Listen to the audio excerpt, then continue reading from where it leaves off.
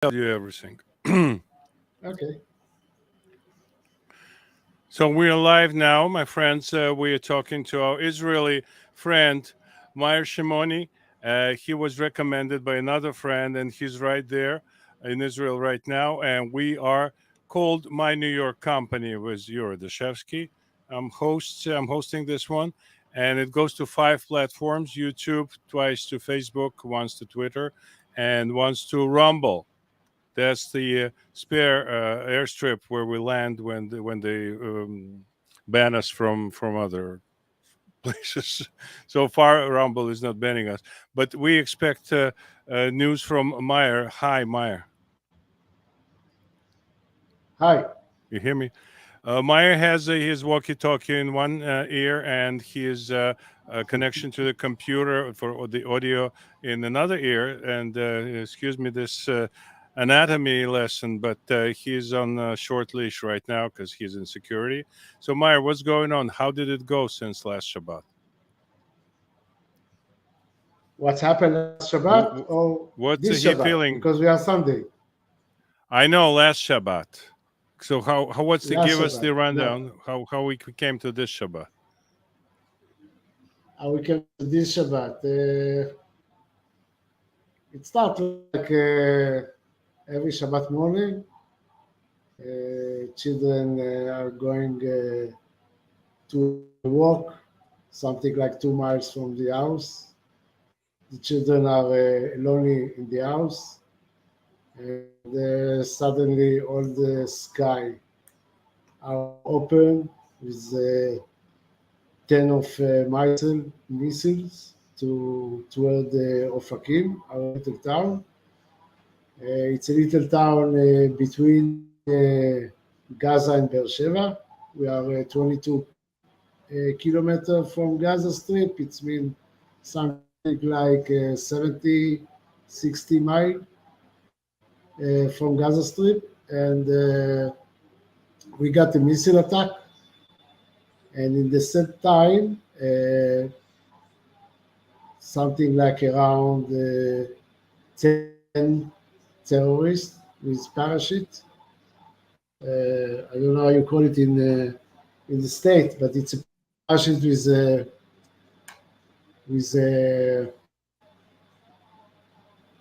Yeah, it's a it's parachute with the with an engine has a little behind you. engine to it, It's right? like So were they shooting from up yes, there? and Were they shooting? that's the method that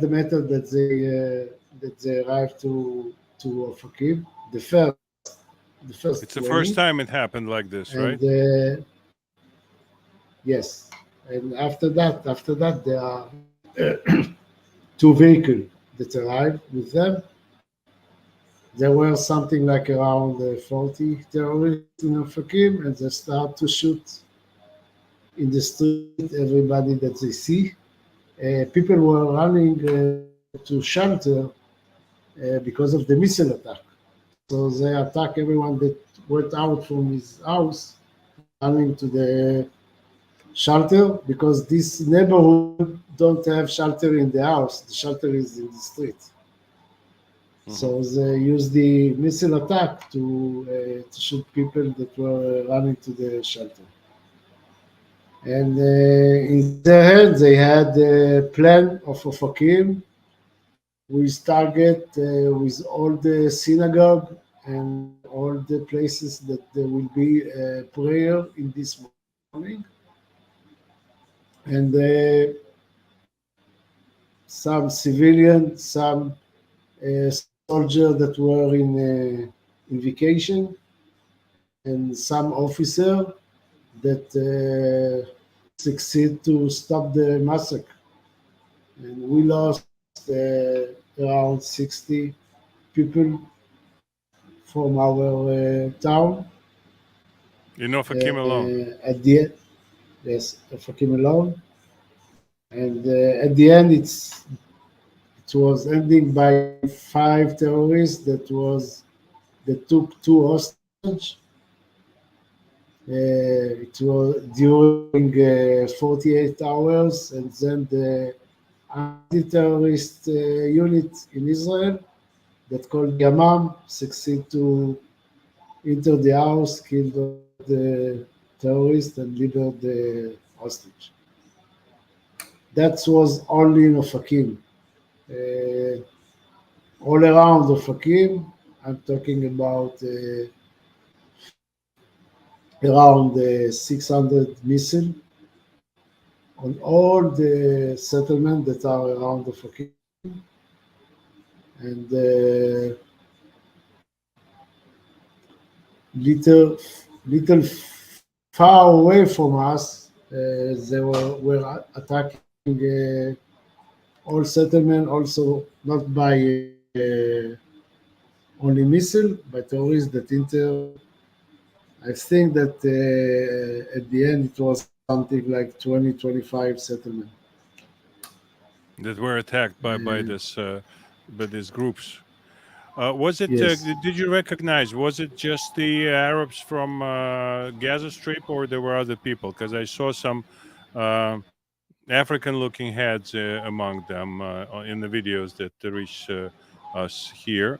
And is it like a common thing to have like African Arabs, like Somalian types, Ethiopian and Eritrean types, or it was straight what we usually see on TV, the Arab types?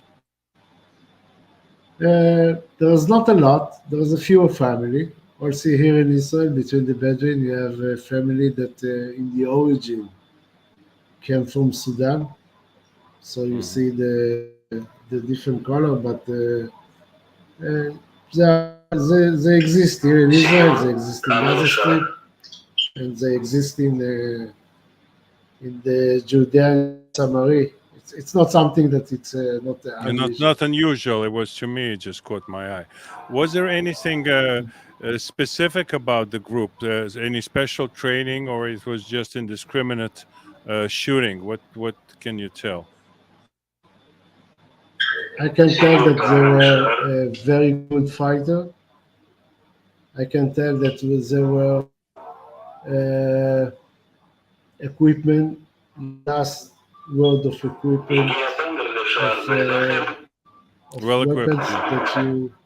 that you hear about and you see about it, and they were loaded with ammunition.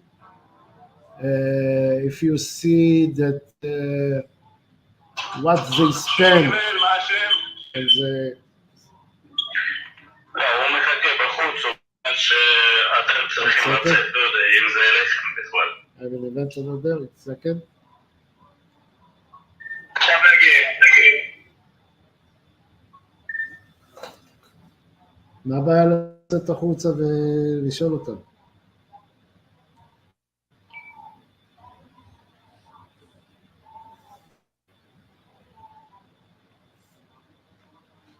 Okay, the atmosphere is Meyer, very tense.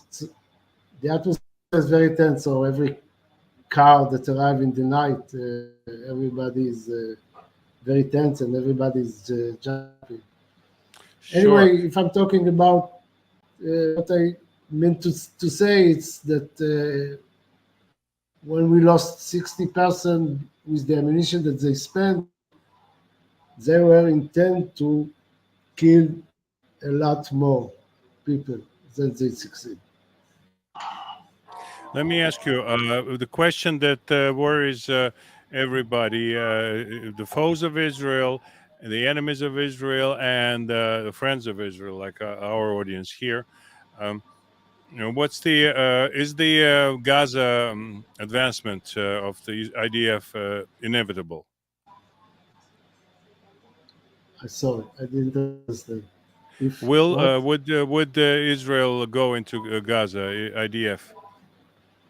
Yes, yes. I think that after so many years that we gave chance since 2005, then when we left Gaza Strip, and everybody thought that with the money from Europe and money from Qatar, we will build a new Singapore in the Middle East. The money was spending only on missile and On weapons this. and K-47, and I think that Israel, something like from 2005 until now, it's something like more than 12 or 50 times that something around 2 weeks or 3 weeks of missile and attack and counterattack. And Israel thought that she had to go inside back and didn't thought that she had to whip Hamas. But I think that now in Israel, from the civilian to the headquarters of the army and to the prime minister, we understand that this time we have to whip the Hamas entirely, and after that we will think what to do. Because all the time there was the thinking, if we are going inside, what we will do after we win, and always we decide not to go, not to go. And this time, I think that Israel decide that we'll go inside, and after that we will win, and after that we will think what to do. That's clever. That's a position that everybody expects from Israel. And let me ask you another question while we have time, because I understand you can run in any moment to fulfill your duties. Was anyone surprised in your surrounding by the reaction of Russia to this war, to this conflict that flared up? Not without Russian participation, I'm sure. I mean, we look at it, our audience here is 65% American based, Russian speaking people. Most of our programs are in Russian. We do from time to time programs in English, of course, but mainly we talk about the world news and commentary, and I have guests almost in every program where they comment and they share the knowledge. But was someone surprised in your surrounding by Russia, where now I just saw a video where elderly ladies going to from one, in this case, cafe to another, and they paint with a spray paint. They paint them the Star of David on the wall because they know that the owners are Jewish, and this is happening now in Moscow. This days, these Yeah, hours.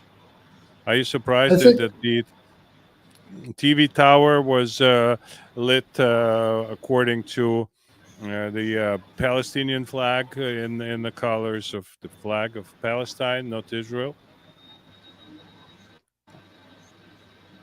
I don't know if we are surprised. We know in the last few years, when Putin is the leader of Russia, we are playing something like love and hate game with Russia.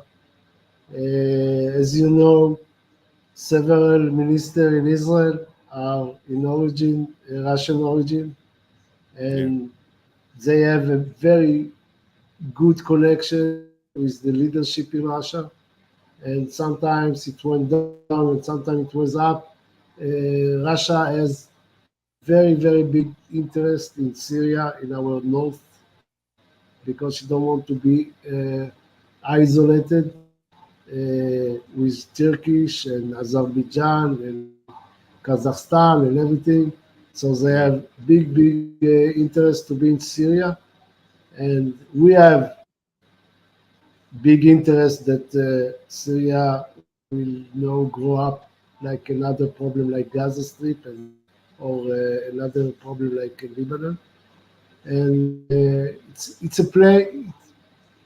It's like a play of everybody try to know the limit of the other and not to yeah. They're like kids, you know. They according have to overactive hypothalamuses, right? That they push yes. in every direction. So nothing is surprising because everybody knows that everybody is playing by his interest. Yeah, So I it's could not understand it surprising. before October 7. I could understand it, but after that, it's like when Russia went to war with Ukraine. Immediately, all the Goebbels cliches were unleashed, and television became like 90% Goebbels TV, like Yeah, Hitler. because they need the Iranian weapon. They didn't have any choice. Yeah. They have Iranian or China, and they gamble on Iranian.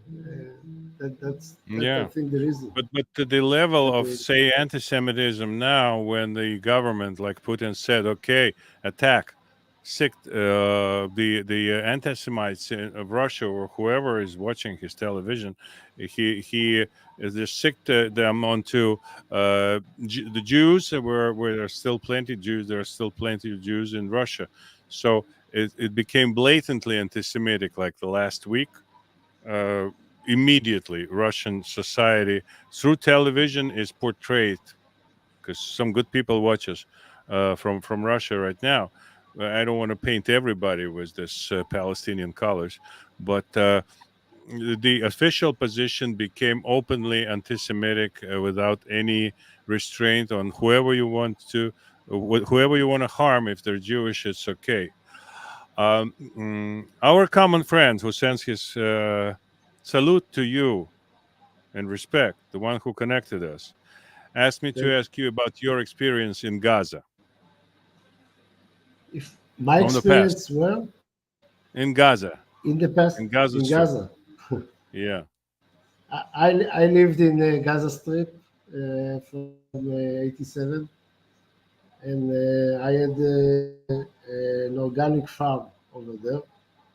Hmm. What I did you was grow? sending, yeah, I was sending something like between 2 and 4 tons per week to Holland of cherry tomatoes, Oh, and we had a very good life over there. And that's it. One day, somebody came, somebody that we loved before, Ike Sharon, and said to us, "Okay, guy, we are leaving," and that's it. because 2005 was the uh, end of your farm and cherry tomatoes for Holland. yeah, that was the end. I'm still trying to rebuild it here in the Negev. I didn't succeed yet. Only 18 years passed, but we are trying to build it, and we will rebuild it. Um, it was a very good period for me, for my children, for my wife.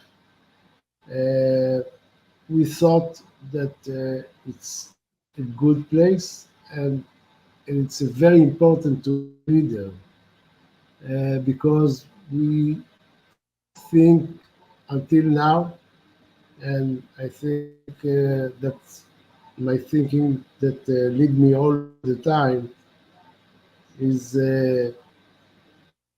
your country border are you are making your country border by the agriculture and by the settlement, and not the opposite. You're not coming with army and then doing your border. You are doing your border with the settlement, and you are doing your border with the agriculture, and with your love to the land. And that was the reason that we lived in Gaza Strip. Interesting. For me to know, I'm very keen on to know. Did Arabs take any example from you, from your industry? Did they build farms of their own, say, and went into competition with you, or they were just hired hands, or how did you interact with the Arabs who lived there in Gaza? Was it A friendly? lot of Was it? them, a lot of them work with us in the agriculture. A lot of them. the American bought our greenhouse and gave them the greenhouse that will continue the very big agriculture that was in Gush Katif. How But big was it? This greenhouse? How big was it? you're asking how many hectares we had? No, No, the because greenhouse in that the the Americans built. The Bill Gates gave it to them, right? Something like that. yeah, I don't know the quantity, but I can tell you that there was something like 25%, between 25 and 30% of the export agriculture went out from Gaza Strip in this period. Mm-hmm. If it was tomato, it was uh, geranium plant to Mm-hmm. toward Italy, Mm-hmm. and toward and flower toward the Holland, and they succeed. Uh, Gush Katif, it look like it's look like you can imagine a desert near the sea. Okay, Mm. yellow dune Yeah. near the sea. It was a very very big area of agriculture. When we left, it took something like 2 years, between 2 years and 3 years, and it became a desert another time. And every time, everything was right now. It's a base of Hamas and Jihad Islamic that are doing over there maneuver. Almost nobody is agriculture anything over there right now. Yeah. It Yeah. That's become that's dune predict. another time. Unfortunately, that's predictable with these people, if we still call them so. Let me ask you: we have plenty of demonstrations all over the world, and everybody is who's in my immediate surrounding is stunned by this numbers of people. We understand that not all of them know what's happening, but a lot of people demonstrate for Hamas in New York, in London, in many cities, many towns in the United States. We have big population of Muslims in Michigan. They march with flags. They support Hamas. They don't think much from what I say. They say what Israel is showing as those atrocities is all fake. Okay, we know what is fake, what is not. But does Israel listen to all this? Does it affect your decision making process? Uh, I think that not today. I think that we are talking here in Israel about I don't know how you call it. The opposite side of the disc. Okay, I think that anyway the leader and the army leader, uh, everybody is talking about the other side of the disc because we tried and tried and tried, and that's it. We are passing a period of, if I can compare it to what's happened to in USA in 9/11. Mm-hmm. We are passing the same Phase. shock right now, same phase, and like that many things change in the state. Uh, about thinking about what's happening outside of United States, what's happening inside United States. I think that Israel also uh, passing in this period the same thing like thinking where I'm going right now. I have to change my way. What is the best way? I'm changing anyway, but what is the best way from now and on? And like I said, since Oslo Day, we are trying and trying and trying, and we understand. I don't know. I don't want to use the word we. I will. Most of us maybe understand that it was not the way, and we have to look after another way. And like I said before, all the time was that they asked the question, what you will do after you will win the Hamas? And right now, the answer is after I will win, I will think about it. And That's right. it's not a Jewish method because in the Judaism we are saying במחשבה תחילה, think about it before. But I think that right now everything is very emotional, and that's the reason that people say, okay, we will win, and after that we will think.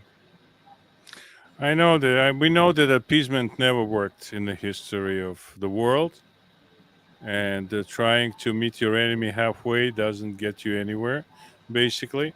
And we want Israel to succeed. We want Israel to win, and whatever happens after victory will be with you. But one more question once we have time, and it's maybe a question that is not appropriate right now, but everybody's worried about it. We here, sorry, you worried about it too, I promise you. What Bibi should do to come victorious out of this situation that he's in right now? You mean Would personally, victory or suffice? No, he's the one that we were rooting for here in the States to become prime minister again. I was rooting for him. I was having the Russian speakers from Israel who told us about the situation with Bagats, so everybody would understand what's going on, and the opposition. So now we understand he's in hot water because they call it a miss of Israeli military, Israeli intelligence, and it's the most famous one in the world, uh, considered by many. Most of whoever follows this whole story, and so now he's in a very difficult situation. I cannot see any trace of doubt in the videos that I see of him in the news right now. But what the opinion of the Israeli population of people like yourself, what would keep him in the orbit, or he should go after a victory that he would achieve? look, Or you're going to talk about it? like a man that went out from Gaza Strip, so you understand that there was not a political issue for me to live in Gaza Strip. I don't have any doubt that Bibi didn't do the mistake. Who did the mistake? It's the people of Israel. The people of Israel was not willing to let his uh, life, I said, his good life for a war, and that was the concept in Israel. It's not a question of intelligence. It's a question of what you want to see, and you want to see. Usually, you want to see peace. You want to see that it's something not big, and it's something that you can do it. And the concept that we fell down in it is the concept that we fell down in 73. And what leading this concept is that it's not convenient to be in war. It's very to have good life. to empty Israel every holiday with thousands and thousands that are going to Europe and the States and to Thailand and to Zanzibar. People who live in Israel vote for the good life, and we are paying right now. And unfortunately, uh, when you are a leader, you are paying about the mistake, not only of your mistake, you are paying also the mistake of your people. That's And true.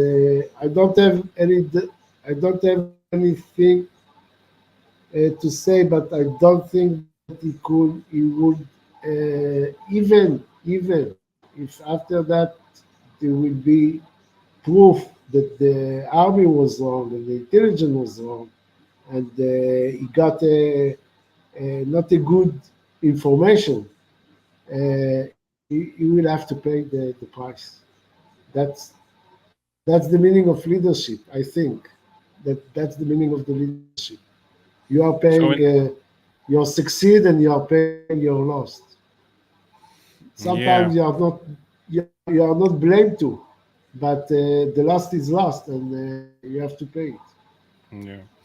In my kind of view from here in my ivory tower in Brooklyn, New York, I can tell you that there's three countries that under attack right now, and the first country that came under attack is the United States. It was not only just 9/11; it also was 2020, the year of elections. And after that, we got a leader who we not didn't elect him, but he is. It's a leader that has very special feeling towards Iran, connections to Russia and China. I'm talking about Joe Biden. The second country that's under attack is Ukraine, and now Israel, which was under attack all those years, came under this vicious attack, and so it's what they call some people call it conspiracy theory, some people call them globalists, but there are three countries that decided finally to take care of themselves, not to become some enclave of whoever makes decision for them. Even for the United States, we had we had a feeling that somebody else is making decisions, especially since 2020, that are against the will of our people. Our southern border is open. Our money is being spent anywhere but. Our veterans are suffering.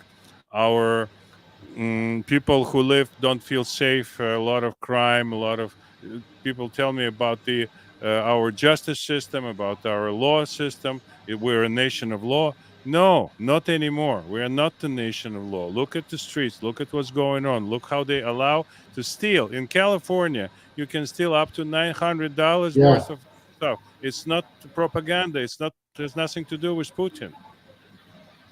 It's our own politicians, people we elect in yeah, the office, and they, unlike Bibi and Netanyahu, they don't pay the price for those decisions.